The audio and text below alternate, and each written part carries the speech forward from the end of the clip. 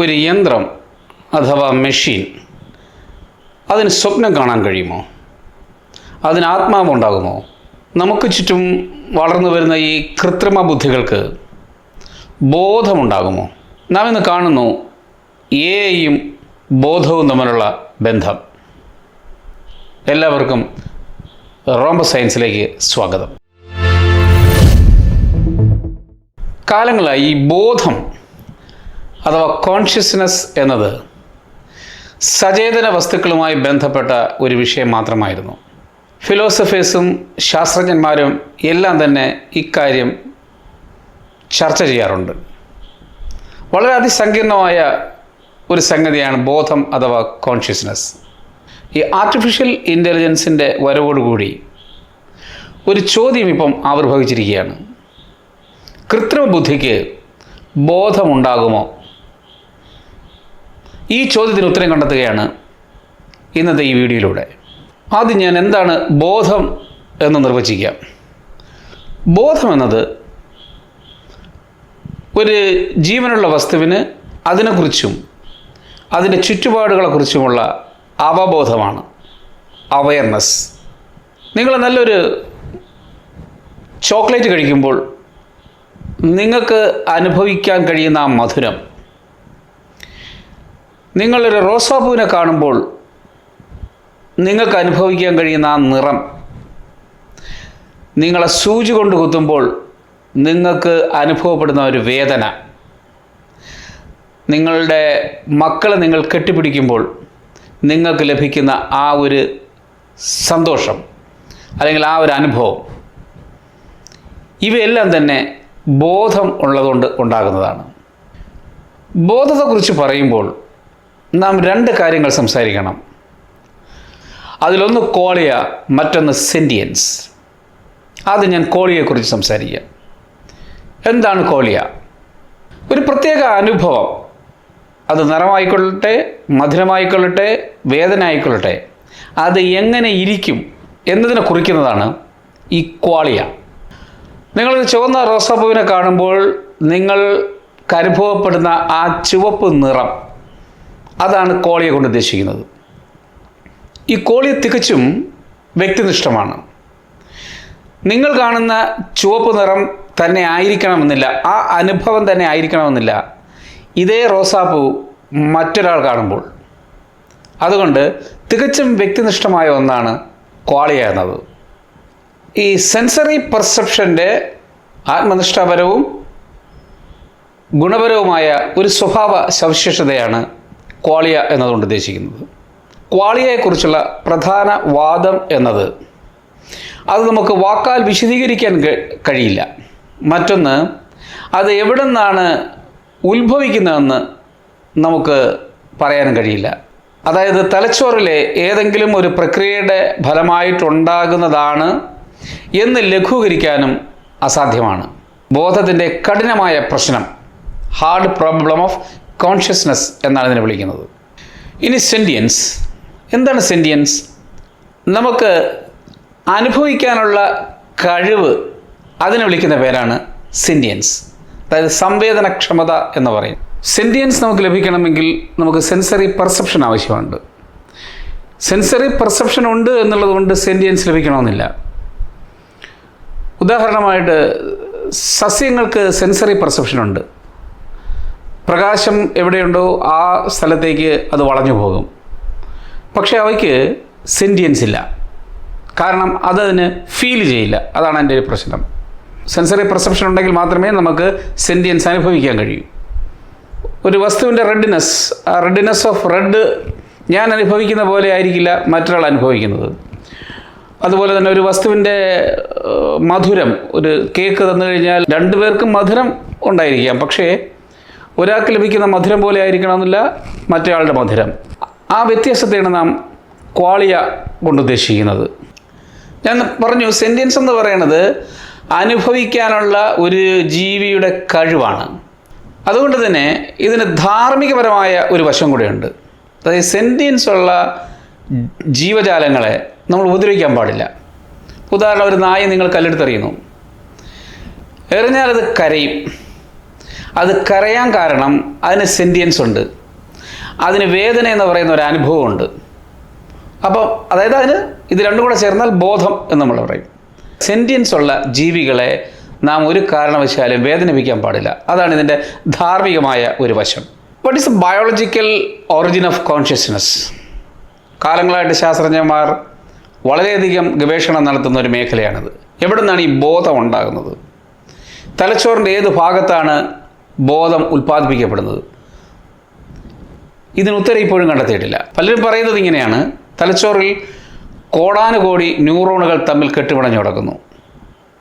ഈ കോടാനുകോടി ന്യൂറോണുകൾ കെട്ട് പിണഞ്ഞ് കിടക്കുന്നതിൽ നിന്നുണ്ടാകുന്ന, അതിൽ നിന്ന് എമർജ് ചെയ്ത് വരുന്ന, ആവിർഭവിച്ചു വരുന്ന ഒന്നാണ് ബോധം എന്നത്. അല്ലാതെ ബോധം തലച്ചോറിലെ ഏതെങ്കിലും ഒരു പ്രത്യേക പോയിന്റിൽ ഒരു പ്രത്യേക രാസപ്രവർത്തനം വഴിയോ മറ്റോ ഉണ്ടാകുന്ന ഒന്നല്ല. അത് എമർജ് ചെയ്ത് വരുന്ന ഒരു സംഗതിയാണ്. വെള്ളത്തിന് നനവുണ്ടെന്ന് നിങ്ങൾക്കെല്ലാവർക്കും അറിയാം. വെള്ളം H2O, ഒന്നോ രണ്ടോ H2O മോളിക്യൂൾസ് എടുത്തു കഴിഞ്ഞാൽ അതിനൊരിക്കലും നനവില്ല. അപ്പോൾ കോടാനുകോടി H2O ഒരുമിച്ച് ചേരുമ്പോഴാണ് നനവ് അവിടെ എമർജ് ചെയ്യുന്നത്. അതുപോലെ ബോധം എമർജ് ചെയ്യുന്നത് കോടാനുകോടി ന്യൂറോണുകൾ തമ്മിൽ കെട്ടുപിണയുമ്പോഴാണ്. അതിൽ നിന്ന് ആവിർഭവിക്കുന്ന ഒരു സവിശേഷതയാണ് ഈ ബോധം എന്നത്. ഈ കാര്യം മനസ്സിൽ വെച്ചേക്കണം. കാരണം AI-യിൽ നമുക്ക് ഇത് അപ്ലൈ ചെയ്യാനുണ്ട്. എന്താണ് AI എന്ന് നിങ്ങൾക്കെല്ലാവർക്കും അറിയാം. സങ്കീർണമായ ഗെയിമുകൾ കളിക്കാൻ AI ഉപയോഗിക്കുന്നു. അനവധിയായിട്ടുള്ള കോഡ് ലൈൻസ് വളരെ ഈസി ആയിട്ട് എഴുതാൻ നമ്മളെ AI സഹായിക്കുന്നു. ദിവസങ്ങളോളം മാസങ്ങളോളം എടുത്ത് എഴുതേണ്ടി വരുന്ന കോഡുകൾ മിനിറ്റുകളും മണിക്കൂറുകളും കൊണ്ട് AI തരുന്നു. നിങ്ങൾക്ക് വളരെ മനോഹരമായൊരു ചിത്രം വരയ്ക്കണമെങ്കിൽ ചിത്രം വരയ്ക്കുന്നു. ഉപന്യാസം എഴുതണമെങ്കിൽ ഉപന്യാസം എഴുതുന്നു. ഭാഷ തർജ്ജമ ചെയ്യണമെങ്കിൽ തർജ്ജമ ചെയ്യുന്നു. അപ്പോൾ സാധാരണ ഒരു മനുഷ്യൻ ചെയ്യുന്ന പ്രക്രിയകൾ എന്താണോ ആ പ്രക്രിയകളെല്ലാം അതിനേക്കാളും വളരെ ഉയർന്ന ഡിഗ്രിയിൽ ആർട്ടിഫിഷ്യൽ ഇൻ്റലിജൻസിന് ചെയ്യാൻ കഴിയും. ബുദ്ധിപരമായി AI മനുഷ്യനേക്കാൾ മുന്നിലാണ്. മനുഷ്യൻ്റെ തലച്ചോറ് ഇവോൾവ് ചെയ്തിരിക്കുന്നത് സത്യത്തിൽ കണക്ക് കൂട്ടാനുള്ളതല്ല. അവന് സർവൈവലിന് വേണ്ടിയിട്ടാണ് തലച്ചോറ് ഉണ്ടാക്കിയിരിക്കുന്നത്. അതുകൊണ്ട് തന്നെ മനുഷ്യൻ്റെ തലച്ചോറ് അത്രത്തോളം സങ്കീർണമായ ഗണിത പ്രക്രിയകൾ ചെയ്യേണ്ട കാര്യമില്ല. അപ്പോൾ ഇവിടെ പ്രസക്തമായൊരു ചോദ്യം ഇതാണ്: AI-ക്ക് ബോധമുണ്ടാകുമോ? അങ്ങനെ ബോധമുണ്ടായാൽ എന്തായിരിക്കും സംഭവിക്കുക? എല്ലാ AI-യും ചെയ്യുന്നത് ലാർജ് ലാംഗ്വേജ് മോഡൽ ഉപയോഗിച്ച്, സത്യത്തിൽ അത് കോഡാണ്, അതുപയോഗിച്ച് പാറ്റേണുകൾ പഠിച്ച് അടുത്ത വാക്ക് എന്താണെന്നുള്ളത് പ്രിഡിക്റ്റ് ചെയ്യുകയാണ്. അപ്പോൾ വലിയൊരു ഡാറ്റ ഉപയോഗിച്ച് അതിനെ പഠിപ്പിച്ചു വച്ചിരിക്കുകയാണ്. ആ രീതിയിലാണ് അത് പ്രതികരണം നടത്തുന്നത്. അതൊരിക്കലും ചിന്തിക്കുന്നില്ല. അതിന് ഞാൻ നേരത്തെ പറഞ്ഞ ബോധം എന്ന് പറയുന്ന ഒരു സംഗതി അതിനില്ല. നിങ്ങളിപ്പം AI മെഷീൻ ചീത്ത വിളിച്ചാൽ അതിന് വിഷമമൊന്നും ഉണ്ടാവില്ല. AI മെഷീന് നിങ്ങൾ താങ്ക്സ് കൊടുത്താൽ അതിന് നമ്മളൊരാൾ താങ്ക്സ് പറയുമ്പോൾ നമുക്കുണ്ടാകുന്നൊരു സന്തോഷമില്ലേ, ആ സന്തോഷം AI മെഷീൻ ഒരിക്കലും ഉണ്ടാകില്ല.